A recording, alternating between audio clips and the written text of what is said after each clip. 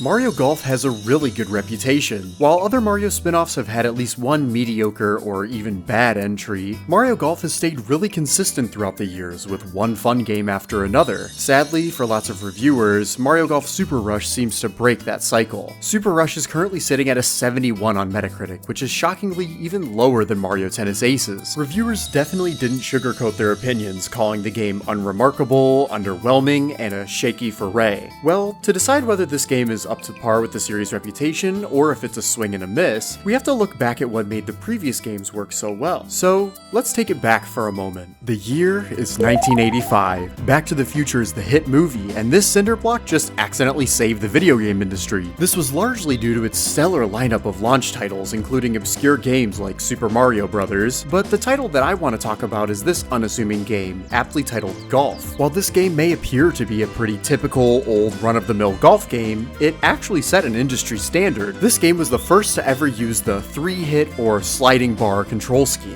Satoru Iwata is often credited as the creator of this control scheme, since he was apparently the only programmer on the game according to an Iwata Asks interview. This control scheme simulates the fluid motion of swinging a golf club by first sliding up to simulate the backswing and determine the power, then simulating the downswing by sliding the bar back down to determine accuracy. While this may not sound too interesting now, this control scheme was incredibly innovative and quickly became the standard control scheme for almost all golf games in the future. From Tiger Woods' PGA Tour to Hot Shots Golf to even Super Monkey Ball 2, this control scheme became an industry standard for golf games moving forward, and Mario Golf was no exception. So, Mario Golf Super Rush's decision to ditch this control scheme was certainly a bold move. Mario Golf Super Rush instead opts for a simpler control scheme where the player sets the desired power, then this little arrow will randomly determine the accuracy of your shot. This concept actually was present in Mario Golf Toadstool Tour, where players could either manually set their accuracy or have the game set it automatically. For inexperienced players, this can be a good option to help them hit the ball more consistently. However, this does add luck into the equation and removes the ability to add spin to the ball, lowering the skill ceiling for players who exclusively use auto accuracy. Therefore, I do think that this change does make Mario Golf Super Rush more accessible to newcomers, which is really good. However, by completely removing the option to determine accuracy for shots, the skill ceiling is drastically lowered.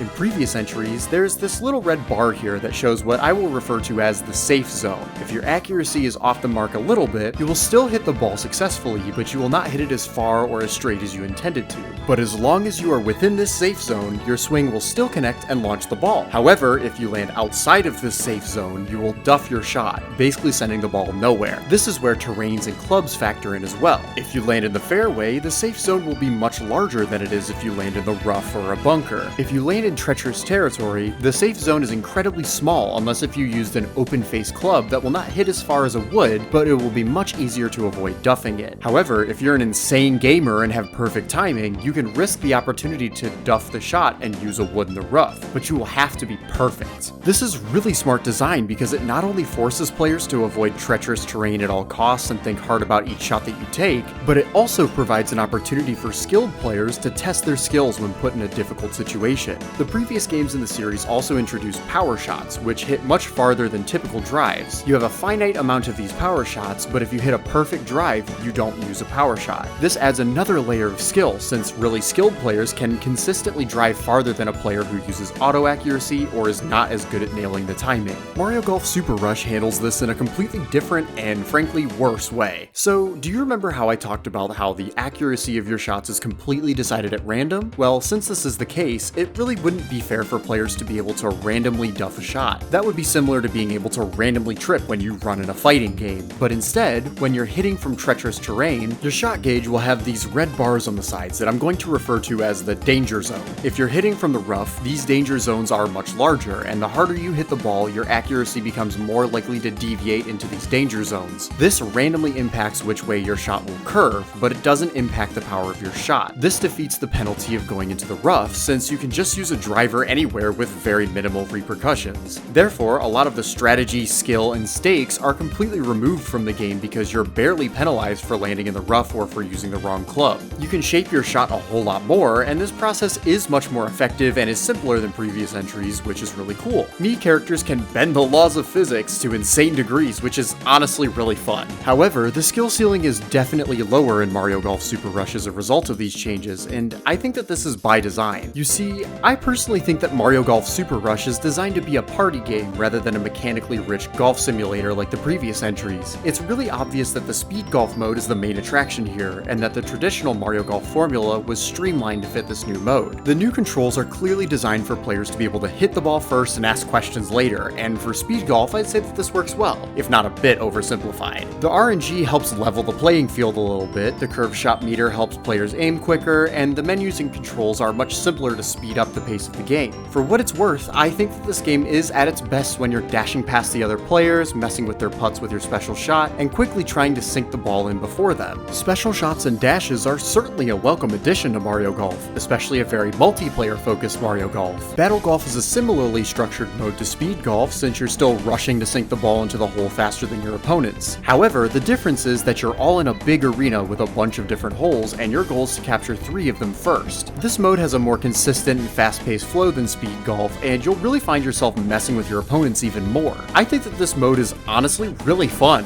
and I have definitely had some intense competitions with my friends while competing for the final flag. Battle Golf is an excellent idea, and I think that it's executed pretty well. The previous Mario Golf games have multiplayer modes, and yes, they are fun with friends, but it will certainly be difficult to convince people to play an entire round of 18 holes where you're spending a lot of time watching others take their shots. The multiplayer modes here are really fun, but the main golf is definitely a step down from the other games in the series, in my personal opinion. So, how about the heavily advertised single-player mode? I was very cautiously optimistic about this mode, since I'm a huge fan of the story modes in the Game Boy games. If you haven't played them, they're basically RPGs where you tackle missions and level up your character's stats like an RPG character, but your stats are your driving range, your control, etc. And I will say that Super Rush's adventure mode retains this, which is cool. It's fun to level up your character and improve their stats little by little. The console versions of Mario Golf have always lacked a proper story mode, so I'm happy to have this here. The story mode does try really hard to prevent it from being bland too, by adding different rule sets, missions, and even some boss battles which are actually more fun than I anticipated them being.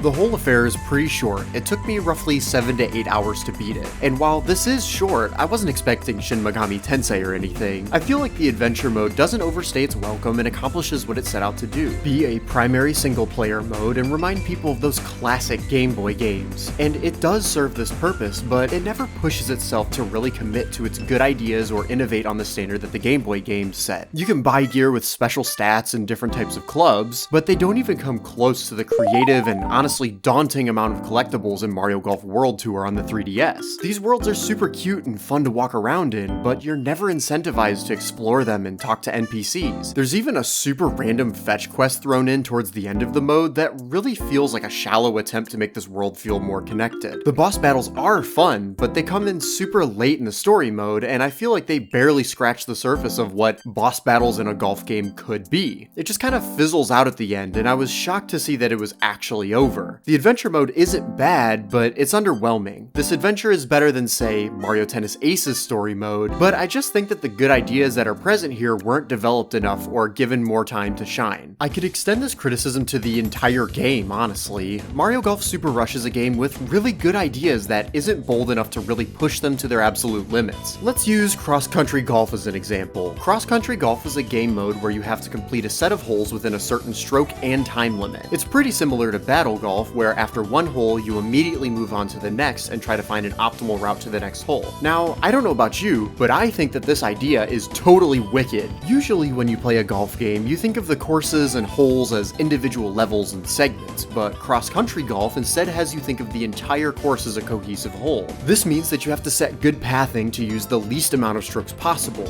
You have to think about the terrain and your proximity to each hole. This mode is so good. What a great concept that Mario Golf Super Rush has created for us. Too bad that this mode is only used in the adventure mode once and on possibly the worst course for this concept. Seriously, why is this not a multiplayer mode? This could be a really high stakes, fast paced, optimized game mode to play with a group of friends. It makes no sense to me to have this mode that is begging to be played with friends locked to single player. Players have also been consistently complaining about cross-country golf in reviews due to its difficulty, but this isn't the fault of the concept or mode itself. Instead, it's because cross-country golf is only played on Ridge Rock Lake, which is a course with tons of cliffs and tornadoes that are frustrating to deal with. These changes in elevation make it so that there's truly only one optimized route to take, rather than a flatter, maybe maybe more open course would provide more opportunities for strategy and optimized pathing. Also, side note, but why does this take place before you get the lob shot? The lob shot would have made hitting the ball up these slopes so much better, rather than by using these garbage tornadoes that don't feel like they really work. Nintendo, this idea is so good. Commit to it. Push it to its absolute limits. Create courses that are essentially playgrounds for players to frantically run around in and race their friends. The adventure mode is constantly throwing new rule sets at you to keep things fresh. Let us play these rule sets in multiplayer too. While I'm listing ideas that are good but should have been pushed further, what about customizing your Mii character? It's cool that you get to customize their stats and they also get an improved special dash in the story mode, but man, why not let me customize my Mii's abilities even more? Nintendo has already acknowledged that they're broken, allowing you to ban them from your lobbies, so let me make my Mii overpowered in their own way. Let me choose a special dash and special shot from a list of them.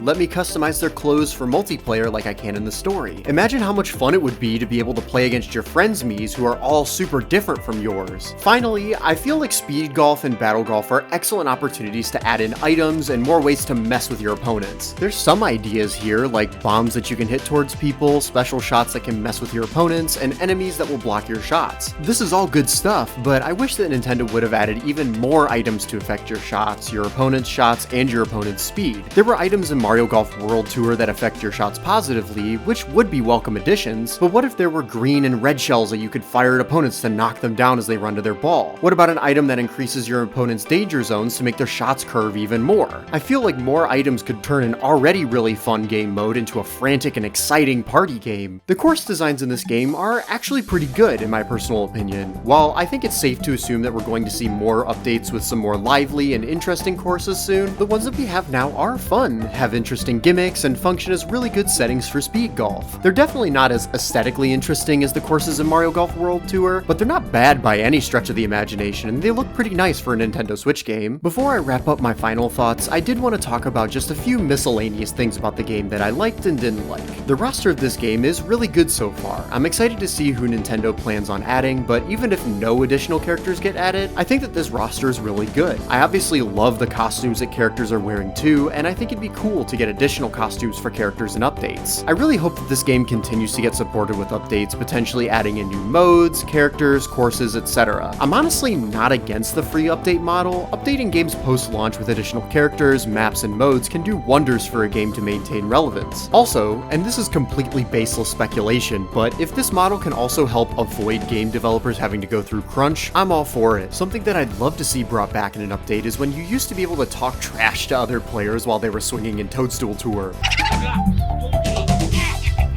These one-liners are so clever, witty, and full of personality, and being able to talk trash while I'm running past my friends would be an excellent addition. Here's my tier list of who talks the best trash in Toadstool Tour. Another thing that Super Rush should add in from previous games is club slots. This mode is seriously underrated and was in all of the other Mario Golf games. If you've never played this mode, basically all players get 3 slots, and you'll stop these slots and have to play with the clubs that you're dealt. If you're able to land all 3 stars, you can use your entire set of clubs, but if you just get 1 or 2, you will not have a club of that type, so you could potentially be only driving with a 9-iron. Mixing golf slots with speed golf would be super fun and an excellent way to shake up multiplayer sessions. Also, and this is just a nitpick, but please allow me to just be able to... I get so much of a better look by...